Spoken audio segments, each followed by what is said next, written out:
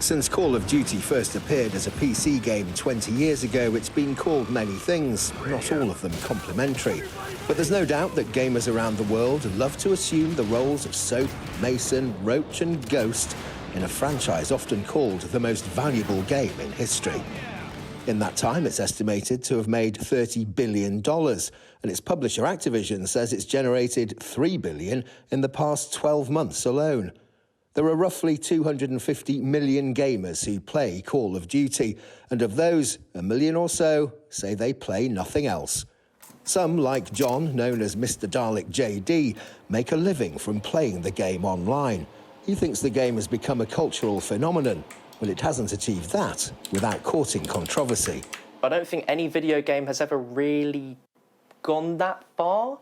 And even nowadays, you look at that and go, like, I don't think video games would ever go there again, because that was a real disturbing, sort of shocking level. Shocks and all, the financial success of the franchise put it at the centre of a controversial $69 billion buyout by one of the world's largest companies, Microsoft, a deal that was eventually given the go-ahead by competition regulators, despite objections by big-name rivals.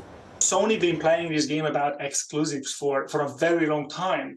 I think no one can morally now attack Microsoft for doing the exact same thing. It's just business. That said, as a creative, and just looking at any industry, I am worried about any industry being taken over by these huge companies and them dictating every aspect of that.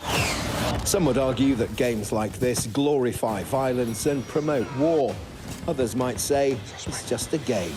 Whatever the moral stance may be, there's no denying that Call of Duty has revolutionized software development, online gameplay, immersion and interaction.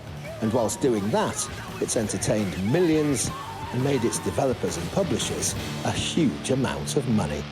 Fraser Maud, Sky News.